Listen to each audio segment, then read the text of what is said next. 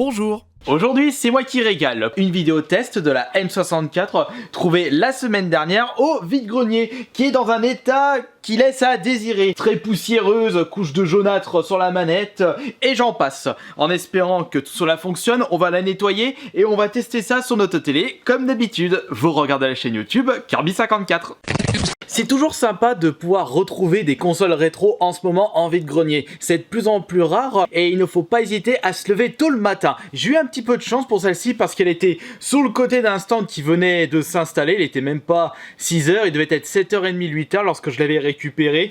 Et je l'ai eu pour 7 € au lieu de 10 €. J'ai quand même fait baisser le prix parce que au vu de l'état, ça ne m'inspirait pas confiance. Pour ceux qui veulent savoir le prix standard d'une N64 avec ses câbles et une manette en état correct, c'est aux alentours de 30-40 €. Après, il faut rajouter un petit peu plus pour un Expression Pack, le bazar qui se met au milieu de la console, un petit peu plus pour une deuxième manette, un petit peu plus pour un jeu et encore plus pour un jeu d'excellente qualité et qui est hyper rare. Après, vous pouvez quand même trouver de la très bonne qualité pour pas trop cher, comme par exemple Mario 64 qui peut se trouver aux alentours de 10-15 €, juste la cartouche seule. Après, il faudra mettre un petit peu plus de prix si vous désirez le récupérer complet. Ouais, comme vous pouvez le constater, j'y vais un petit peu bourrin aujourd'hui. Ici, nous avons la manette qui est passée du gris au jaune. Et ça, c'est dû à l'oxydation du plastoc à cause des UV, de la chaleur du soleil et j'en passe. Il existe différentes méthodes pour lui redonner sa couleur de base, mais le problème c'est que par exemple le Retro Bright avec le Vanish, j'avais pu lire certains commentaires comme quoi cette tactique fragilisait la coque plastique du matériel, que ce soit manette ou console. Donc s'il y a des gens qui peuvent me donner d'autres techniques pour enlever la couche jaunâtre pisse d'une manette ou d'une console, ce sera avec grand plaisir. Les câbles, il y a le câble vidéo, câble Péritel, non ici c'est câble RCA, le câble d'alimentation avec l'énorme bloc en plein milieu dont il est difficile de trouver des modèles génériques, alors que j'ai pu trouver des câbles d'alimentation pour la méga CD pour 3-4 €. Ça c'est un bon point. Enfin bon, on va éviter de partir dans tous les sens comme je le fais d'habitude dans mes vidéos. Il n'y a pas d'Expression Pack ici et je sais pas ce qu'ils ont eu dans leur tête, les anciens propriétaires, pourquoi ils ont branché la manette Player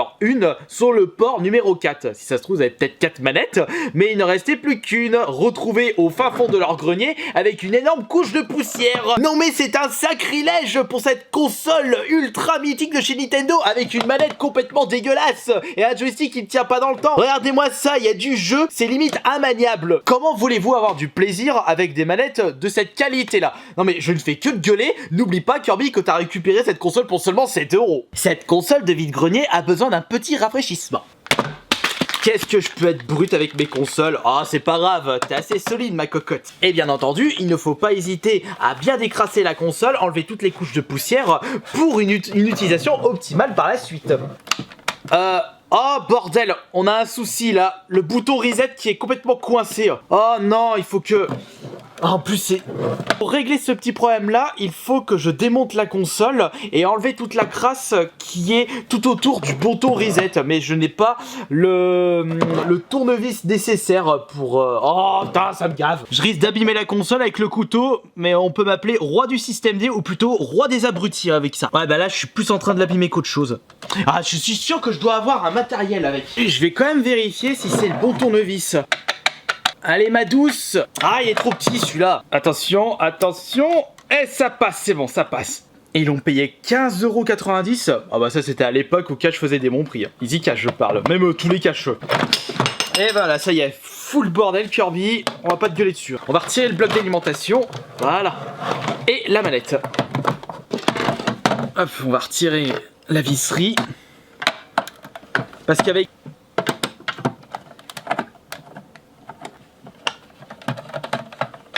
On retire la grosse bête là. J'ai vraiment pas l'habitude. Ouais, je suis pas mécano, je suis pas bricoleur. Faudrait qu'ils t'y mettent un petit peu plus, Kirby. Allez. Tu vas te retirer. Voilà. Oh, vache. Eh ben, c'est moche dedans. Voilà, le bouton reset, il est là. Voilà, c'était ça. Ah, c'est tellement crasseux là. Déjà là, ça va un petit peu mieux. Bon, tant que j'y suis, autant nettoyer ça. Fais voir maintenant. Regardez.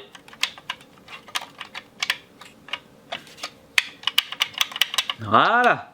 Ça bloque moins. Et dire que moi je voulais aller au couteau, non mais quelle folle dingue que tu es. Qu'est-ce que c'est laid, qu'est-ce que c'est moche. Mais, oh non, qu'est-ce qui est tombé? Oh, bordel. Un petit bout Bon, pour le reste, on verra ça plus tard. Regardez, même moi qui ne suis pas du tout mécano-bricoleur, j'ai quand même le nécessaire. Voilà, on va en profiter maintenant pour nettoyer le reste du bazar et démêler en même temps tout ceci. Et ben voilà, ça y est, je vais être tout sale, c'est génial, j'adore ma vie, je surkiffe mes vidéos. Allez, mais bordel, on dirait la queue de marsupilami. Oh nom de Dieu de bon sang de bonsoir. Oh non, mais c'est vraiment un réel plaisir de pouvoir démêler des choses qui ne devraient pas être mêlées de base. Vous allez me dire, moi je suis pas mieux avec tout mon enchevêtre manque de câbles derrière les consoles et la téloche. Ouais, on y arrive. Ah oui, bah d'accord, d'accord, oh, ça me gave. Toi tu vas là, il suffit d'un petit peu de patience, de concentration et surtout ne pas s'énerver. C'est fou comme je suis excité aujourd'hui, je sais pas ce que j'ai bouffé. Bah pourtant je prends pas de drogue. J'ai eu peur. D'ailleurs, je me demande comment je réagirais si je commence à prendre des drogues excitantes comme de l'ecstasy, de la coke. Je n'ai même pas envie d'utiliser ça. Je n'ai pas besoin et j'ai pas envie de... je sais pas, de péter vraiment un boulard. Mieux vaut contrôler correctement sa santé. On n'est pas à l'abri d'un petit événement aléatoire qu'on ne peut même pas manipuler. Buvez de l'alcool avec modération. Attendez, mais là, je suis en train de tester une console et je pars dans des débats de drogue-alcool. Ah, victoire, victoire. Et maintenant... montre que Samar peut faire efficacement son travail. Et on refait un passage. T'auras le cul tout propre. Bon, je suis désolé, je peux pas vous montrer et vous faire un petit tuto comment enlever cette couleur jaune pisse de la manette. Peut-être plus tard. On a le droit à une toute nouvelle couleur de manette N64 avec du jaune dégueulasse, nuance avec du gris. Ça va, c'est original, c'est de l'art contemporain. Pour ceux qui trouvent ça moche, vous ne pouvez pas comprendre. On va récupérer un jeu qui est juste derrière. Nous avons le choix entre une cartouche de jeu à sortir de sa boîte. Non, ça c'est Super Nintendo. Les 64 c'est juste là. Ou alors prendre une cartouche qui ne possède pas sa boîte.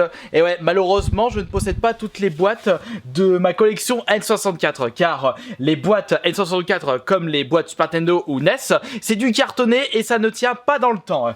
Et lorsque j'ai pu récupérer des jeux en boîte, c'était avec beaucoup de chance. On va peut-être rester sur de la valeur sûre, comme un Mario 64, ou alors peut-être le Banjo-Tooie, ou le premier Mario Party que je vous ai présenté, et il y a un joli moment de ça, ou alors on peut jouer à un petit jeu Cuculapraline avec Yoshi Story. Allez, j'ai envie qu'on s'éclate un petit peu et qu'on ait un grand sourire avec le côté mignon de tous ces petits Yoshi qui sont toujours tout contents malgré toutes les difficultés, malgré tous les boss, tous les ennemis qui mettent des bâtons dans les roues, sur le côté sympathique, la joie et la bonne humeur de tous ces petits Yoshi qui n'ont rien demandé de mal à travers tout ce monde. Et je repars encore dans des débats complètement farfelus. C'est à vous de parier. Alors, est-ce que cette console marche parfaitement? Est-ce qu'elle a un défaut? Est-ce que c'est uniquement la console qui marche, la manette elle est complètement HS?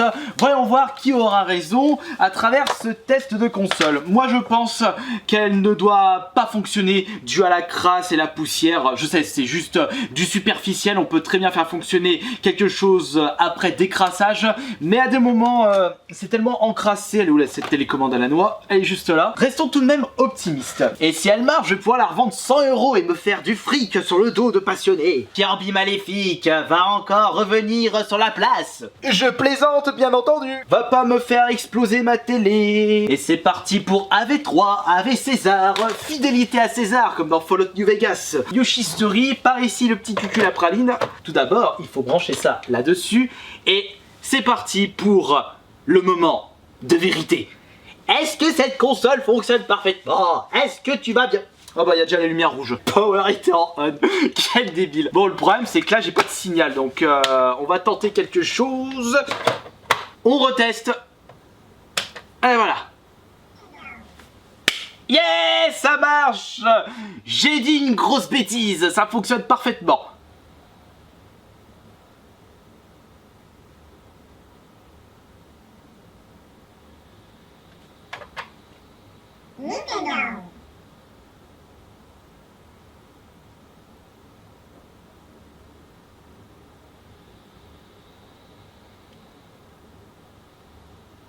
Bon, fais voir un autre jeu. Faire le Banjo-Tooie.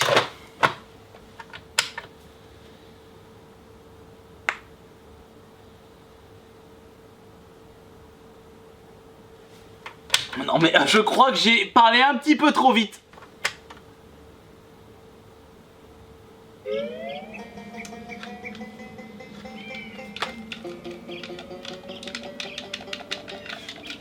Bon, on va voir si celui-là il démarre parfaitement. Bon, Yoshi Story, on le testera sur une autre console. Mais j'ai pas souvenir qu'il ne marche pas. Air Banjo. Bon, celui-là fonctionne parfaitement. Et il y a même encore la sauvegarde interne. Attention, sur la N64, vous avez des sauvegardes dans le jeu et des sauvegardes sur des cartes mémoire que vous pouvez mettre à l'arrière d'une manette N64. Ce jeu est tout bonnement excellent. Je vous conseille d'y jouer, il est disponible en dématériel sur la Xbox, puisque ce jeu a été fait par Rare et Microsoft a racheté les droits de Rare, donc Banjo en fait partie, ou alors vous pouvez y jouer à travers la compilation Rare Replay. On dirait que ça fonctionne. Je vais tout de même réessayer le Yoshi Story, parce que ça m'intrigue un petit peu. Là on les a encore entendus. Attention, est-ce que cette fois-ci tu vas passer ?